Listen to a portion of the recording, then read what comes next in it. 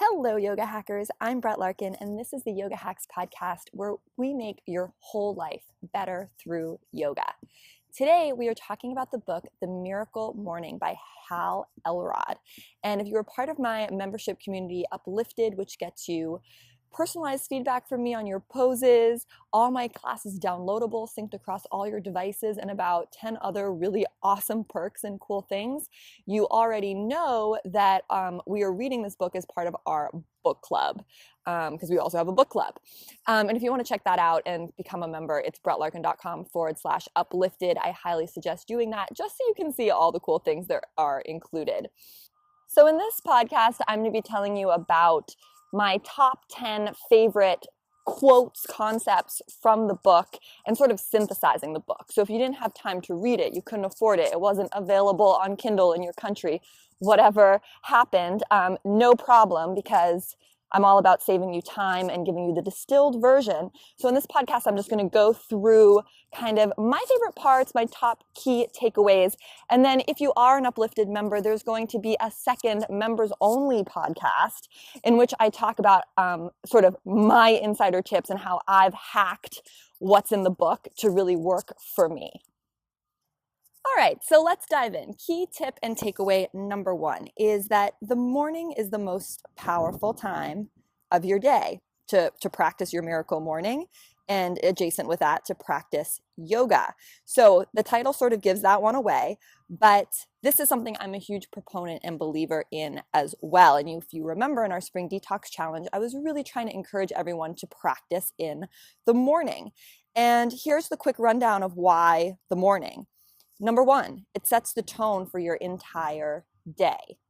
Number two, you have no excuses, right? If it's the thing that gets done first, it's highly likely it's going to get done. Because three, excuses can accumulate later in the day, and we don't want that.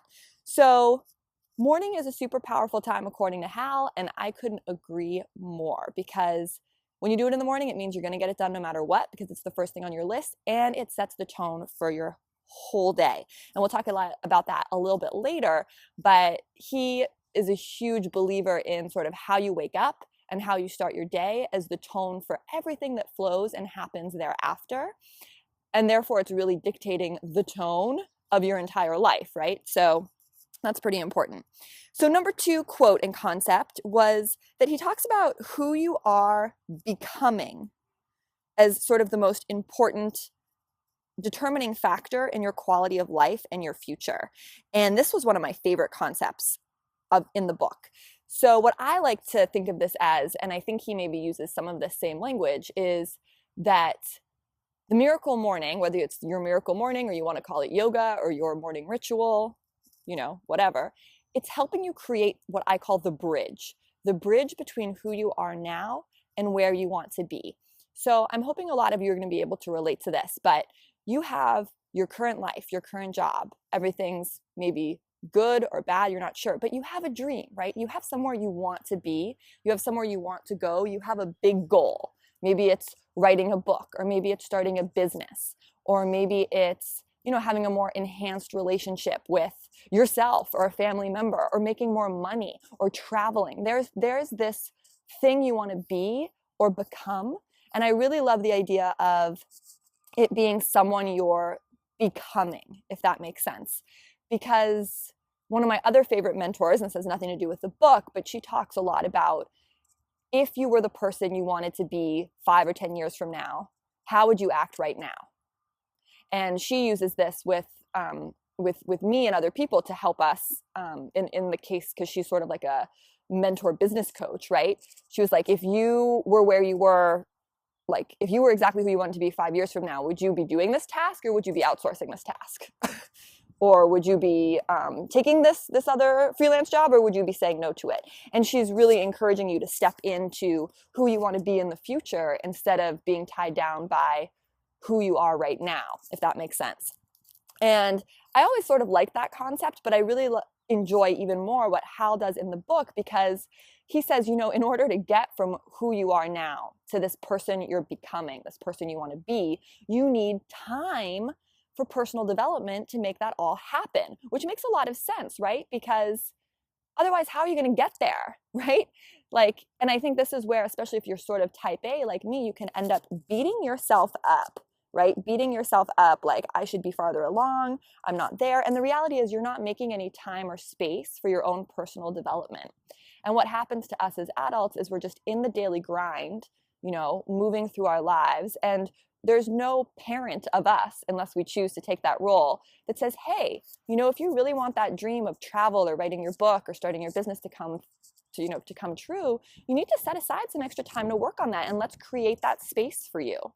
And that's what the Miracle Morning is really all about. It's really about creating that space for personal development so that you can achieve your goals. So that means getting up maybe earlier than everyone else in your household so that you can have that special time to help fuel you from point A to point B. And if you haven't read the book, don't worry, because I'm going to talk exactly about what he says to do, because I know personal development just sounds sort of vague during this time. So this is a really powerful concept, and it's why I'm spending a little bit more time on this one. But it's this idea of using your special morning time as a bridge to get from where you are now to who you want to be. It's that special time to do that. And if you do it every morning, you're going to get there. All right, number 3 was that he says your level of success always follows your level of personal development. So very tied into what we were just talking about. And this means that if you are working on yourself, that could mean by working on yourself through doing yoga, through reading self-development books, through just trying to become more body aware, more aware of other people around you. If you're constantly striving to become a better person, that's going to be reflected in your level of success. Those things are directly correlated. How much time you put into your own personal development. Like, I see myself as someone of value who needs to take time and deserves like education and space and time to meet my goals. When you start viewing yourself in that light, it's going to directly affect your level of success. So you want to dedicate time each day to develop into the person you want to be to create the life you want. And I'm going to say that again because I think that's really powerful, and it's sort of what we just talked about in point 2. But you want to dedicate time each day to develop into the person you need to be to create the life you want. One more time. Dedicate time each day to develop into the person that you want to be to create the life that you want. And this is a place where if you're me, you might think, oh, okay, I should get up an hour earlier so I can start all my work an hour earlier.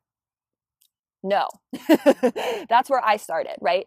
This is about your personal development time is what we're talking about right now. So this isn't about getting up an hour earlier so you can start your emails or for me, start, like all the stuff that you need to do throughout the day. This is about getting up an hour earlier and just creating space for your personal development. And that's what he calls doing your life savers, which is an acronym, which we'll go into. So it's dedicating time each day to develop. Not dedicating time each day to just work more, right? Very different.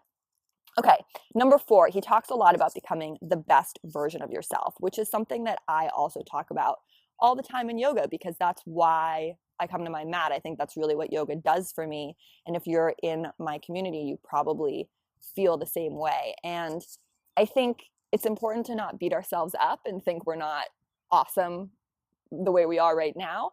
But I want you to think of a day, and it was helpful for me too, when I think of days where I just feel really on, like it was a great day. And you can think about that right now, right? You can even pause this podcast. Like, what was a day where it felt like you were in your zone of genius? Like everything was going right. You felt like you contributed. And it's usually like not the days like you got to go to Disney World or do something fun like that. Maybe it is. But I want you to think more about a day where you felt like really fulfilled. Like maybe you had a great conversation with a close friend, or, for me, the days that I live stream, actually, it seems like more stressful because there's a lot that goes on behind the scenes to like film so much. But I actually find that the days that I do those things, like filming for YouTube, filming for live streaming, like doing all of that kind of what other people would call work, are actually the days I feel most fulfilled because I'm actually most aligned with my passion, my purpose, my goals when I'm doing those things.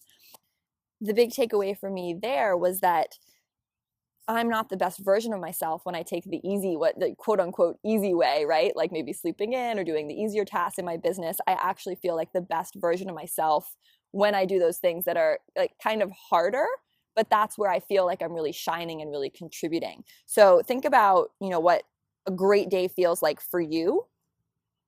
What were you doing in that day, and how can you do more of it, even if it's a little counterintuitive? All right, so point number 5 is quote he had that I really liked was, how you do anything is how you do everything. And that's actually not his quote. I think it's from another, author that he liked.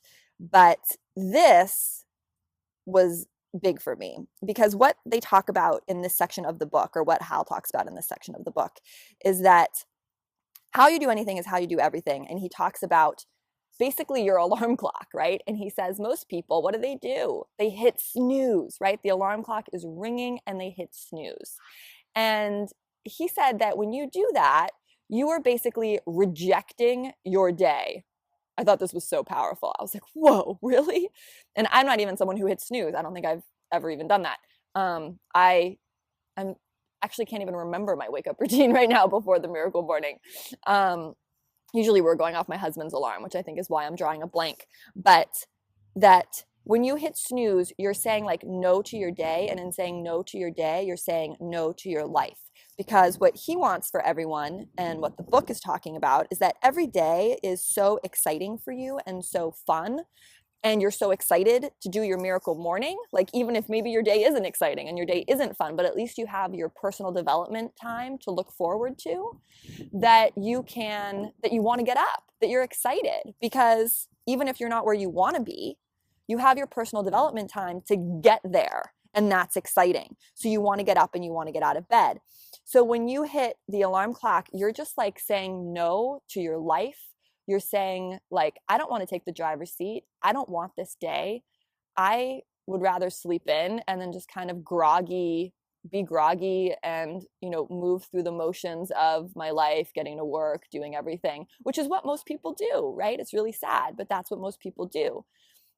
So how you do anything is how you do everything is it's just a wake-up call. Like if you don't take good care of yourself, whether it's like by getting up early or feeding yourself healthy food or whatever, you probably don't take care of like your life as a whole. He's saying like it's a micro example of how you're really showing up in your life. And I thought the hitting snooze on the alarm clock thing was huge, because that's something so many people do. It's just natural. It's like, oh, I'm asleep, I want to sleep more, and it doesn't seem like a big deal.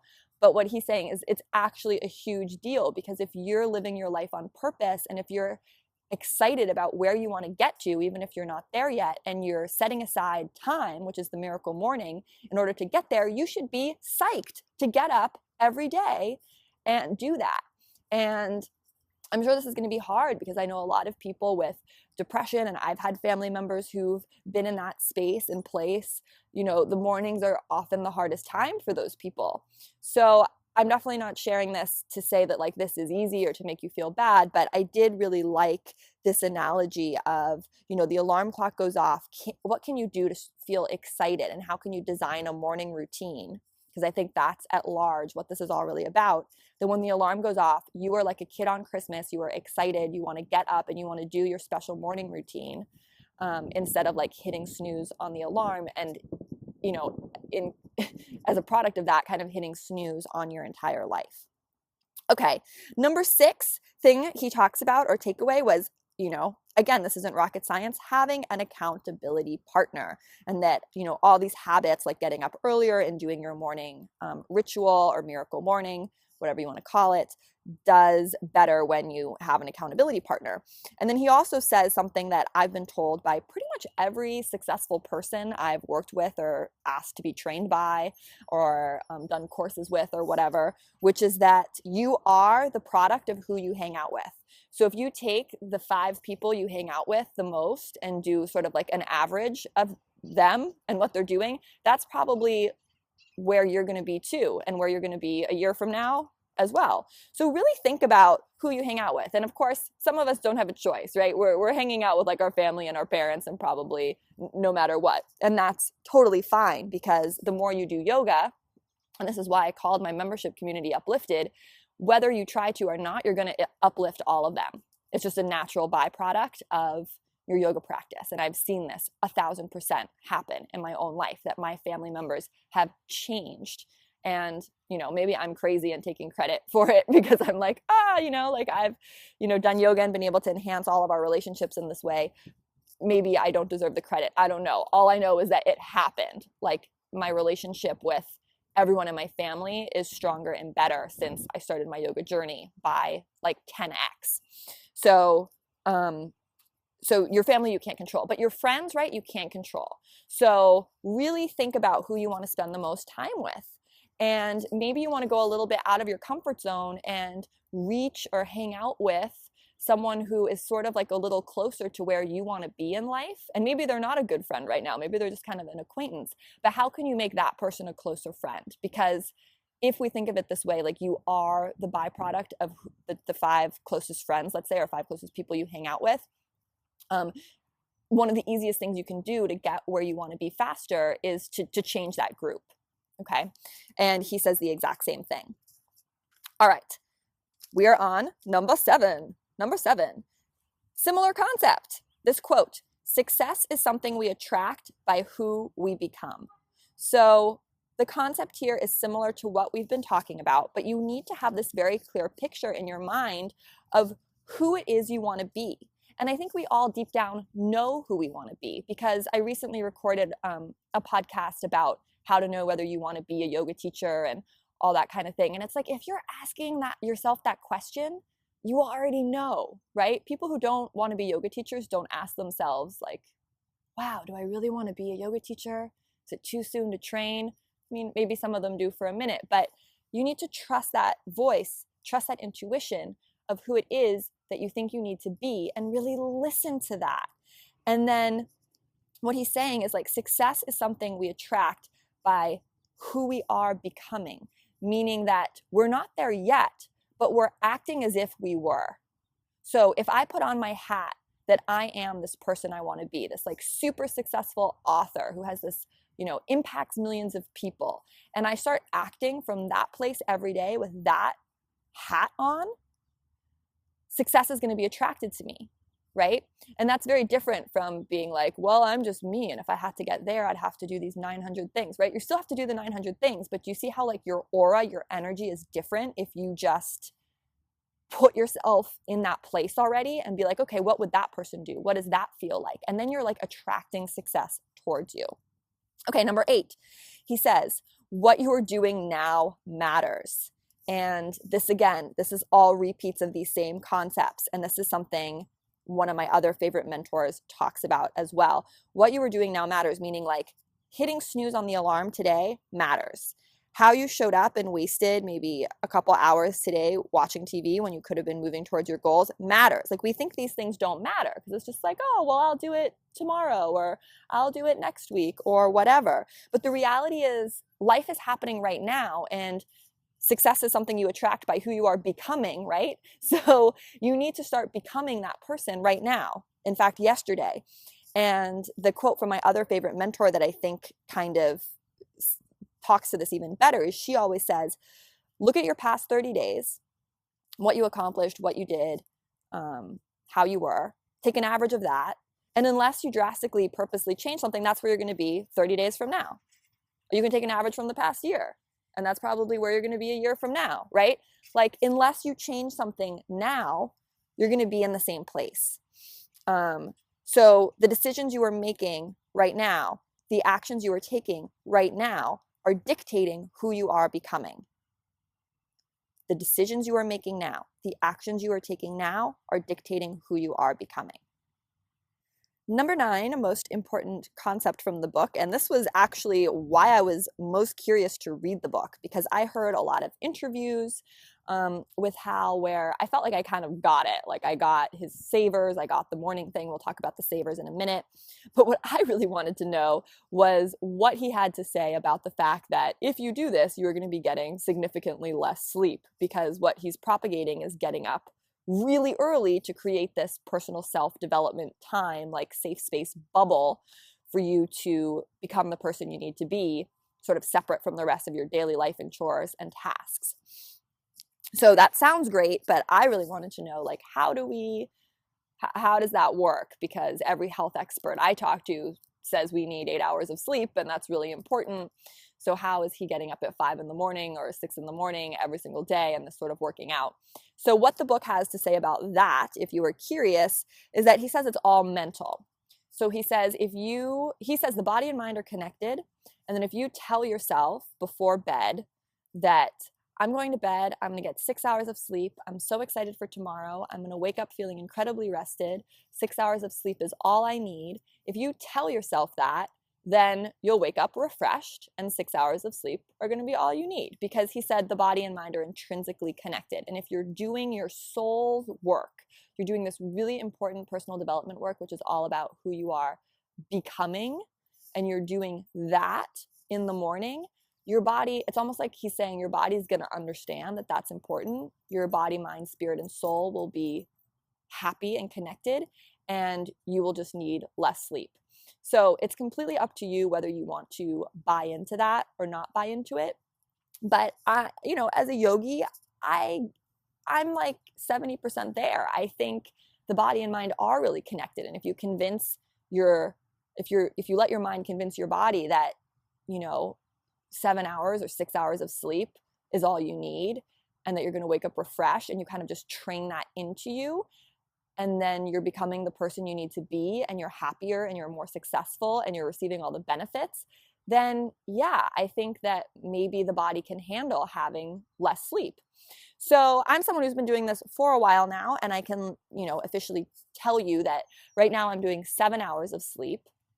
And I used to be someone who thought I absolutely needed 8 and 8.5, and I feel fine. Getting up in the morning is hard, but and I'm going to give a lot more tips about how I'm doing that and making the actual getting out of bed happen in my hacks, my Miracle Morning Hacks members only podcast.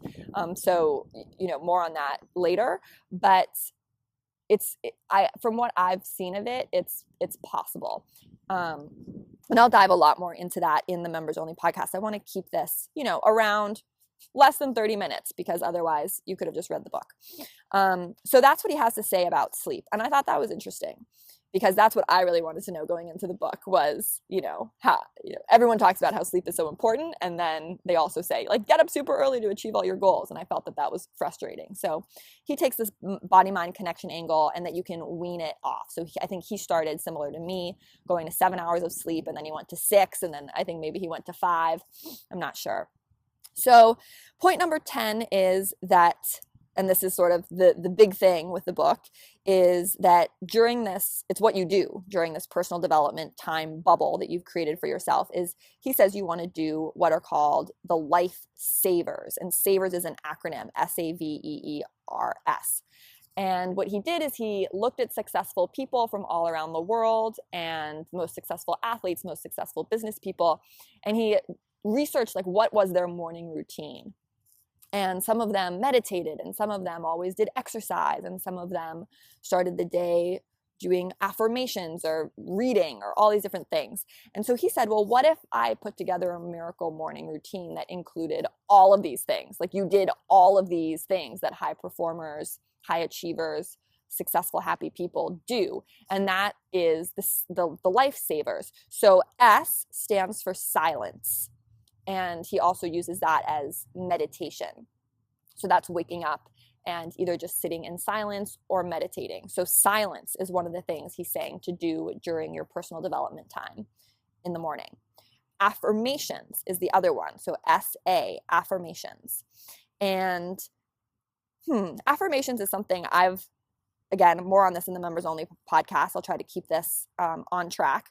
But what he says with the affirmations is that, what you're saying things to yourself that you've written yourself. So you're not taking like a generic affirmation from a book.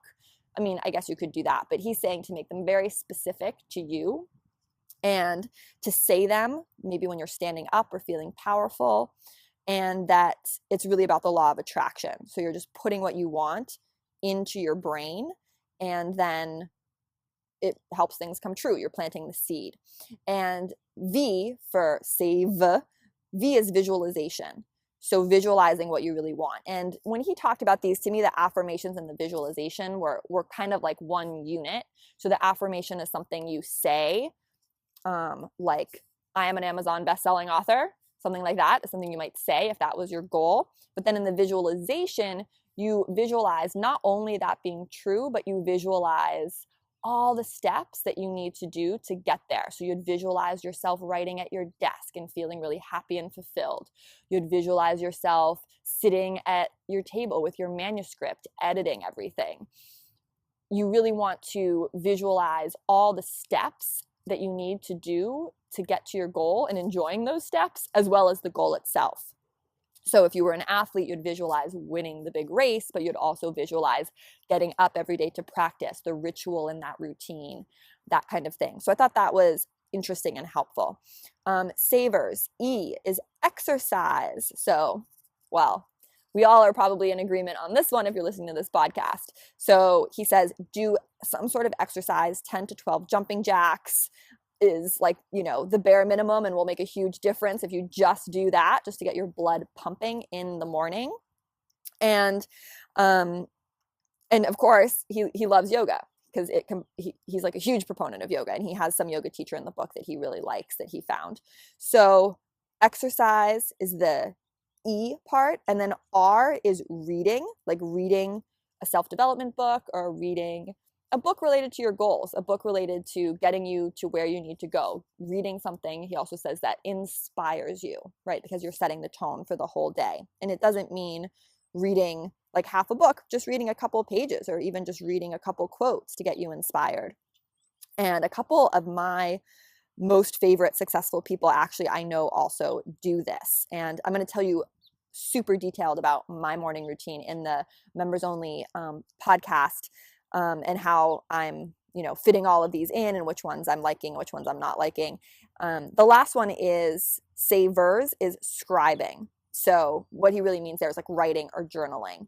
And you're probably thinking like, wow, this is a lot. I'm supposed to meditate. I'm supposed to do affirmations. I'm supposed to visualize my whole future. I'm supposed to exercise. I'm supposed to read, and I'm supposed to journal. So 6 things all before 8 a.m. or all as part of this like hour long or 30-minute long or however long miracle morning routine that I put together for myself. And he says, yes. And again, I'll talk about my personal experience with this in the other podcast, just so we can keep this concise. And personally, I'm not doing every single one every morning. I can tell you that. But what he's outlined here is a great baseline of things you can start thinking about to customize your own miracle morning. And he has a version in the book where he says you could do a 6-minute miracle morning where you do each of these things for 1 minute. So you spend a solid minute in silence, a solid minute saying your affirmations, which should always be changing, right? Your affirmations are never a final draft. You're always editing them and tweaking them to make them fit your goals, because your goals will evolve. 1 minute doing exercise, like jumping up and down. 1 minute just like looking at a quote in a book, and 1 minute just writing down how you feel. So he's saying you can really do it in 6 minutes. And I have never done that, but the idea is that this is a flexible structure. And I'm super excited to share with you guys in the follow-up podcast to this sort of what I've been finding, what I've been doing, all my hacks for how I'm getting out of bed, and then all the little hacks I found to sort of be making this work for me that I'm really excited to share with you. So we're clocking in at just under 30 minutes here, meaning that this podcast was exactly how long I intended it to be to sort of synthesize this whole book for us. I absolutely would love to know what you think of the Miracle Morning in our community. So if you're not a member, you want to go to Yoga Hacks, HACKS community.com. That is our completely free rockstar amazing community on Facebook. And you definitely want to join us, join the conversation. If you were interested in going a little bit deeper and getting personalized feedback from me on your poses, getting my classes downloadable to all your devices and syncing across devices, as well as, just tons of other member-only perks, you want to go to BrettLarkin.com/uplifted. Joining that membership community is really the best way to deepen your practice and significantly change your life and improve all your yoga poses and know you're doing things right at an extremely, extremely low cost. So I definitely encourage you to check that out. And so much love from my heart to yours. Namaste.